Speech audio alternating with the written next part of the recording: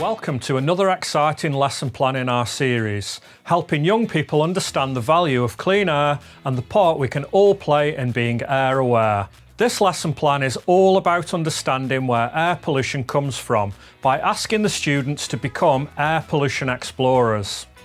The aim is to discover where air pollution comes from, what are the main sources of air pollution, why each source is so polluting, and what can be done to reduce each of these to improve air quality and the environment. It's ideal for upper Key Stage 2 and lower Key Stage 3 students and will typically take around 45 minutes to an hour to run this workshop. The only resources you need are a computer for research, pens or pencils, and blank or lined paper, or a Word document on a computer or tablet. We've put together an accompanying slideshow to share with the students on a whiteboard or a projector. Let's start by putting the students into groups of 4, 5 or 6 and handing out one sheet of paper and pencils per group. We're going to be looking at 6 questions for the students to discuss from the presentation. These are: where does air pollution come from? Why is it an issue around their school? What can be done to address the issue and what is the solution? Who can make this happen? And who might not like these changes and what we can do to help and support them. It may be worth having a class discussion before starting the lesson to gauge their initial thoughts and whether they change after the presentation. Let's see a live run-through of the presentation now to give you an idea of how you could deliver it in a classroom setting. So on the screen you'll see there are 6 different sources of air pollution. What I want you to do on your sheet is list them in the order that you think is the highest polluting at the top of your sheet, down the left-hand side, down to the lowest polluting at the bottom. And then if you can, as well as doing that, out of 100%, see if you can split them into percentages that you think create each amount of pollution. Remember, they will all need to add up to around about 100% altogether. So the 5 minutes is now up. Hopefully you've got your 6 sources of air pollution listed down the left-hand side of your page with the percentages next to them. And we'll go through them in highest to lowest. If you've put cars at the top or road vehicles, well done. That is the highest polluter, and that accounts for around 40% of all air pollution that we see in the UK. Actually, around your school, it probably accounts for much more than 40% of the air pollution because some of the other sources that create air pollution aren't around your school. So if you're looking more locally, it might be as much as 60 or 70% of the pollution that's created from road vehicles. So the next highest polluter is energy production. So we're talking about burning fossil fuels such as coal and gas or biomass to generate electricity.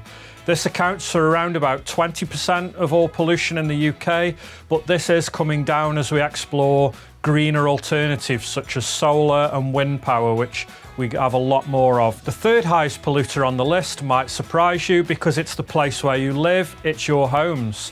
Our homes account for around 14% of all air pollution that we see in the UK. Again, that could be higher in areas where we live because we don't have power stations right next to our school or our homes. So in our homes, most of the air pollution will come from things like gas boilers, which we use to heat our homes via central heating. The next highest polluter on the list, in 4th place, is manufacturing, so lower than our homes. And many of you have probably got this higher up the list. But actually, we don't manufacture as much as we used to do in this country anymore. So pollution levels are far lower than they would have been maybe 100 years ago. And it actually accounts for around 12% of air pollution in the UK. The 5th highest polluter of those 6 is other forms of transport other than road. So we're talking about planes, trains, shipping. You might have thought that planes will account for far more pollution, but it's purely a numbers game. There are far more cars on the roads in the UK than there are planes flying over the UK. Every one of those cars is like a little power station driving down the road, emitting pollution. Planes do create pollution where they take off and land, but actually, once they're in the air, yes, they contribute into global warming, but the pollution they create in the high altitude doesn't affect us down on the ground locally. So the last one on the list, and the lowest of those 6, is farming and agriculture, which accounts for around about 4% of air pollution in the UK. This is mainly from chemicals and from burning and things like that, but it is, again, far lower than any other source, and it's around 10 times lower than using a car. Okay, so well done. Hopefully you got some of those in the correct order. So we've identified the problems. Now what we need to do is come up with the solutions. I would like you to work in your groups, have a discussion around it.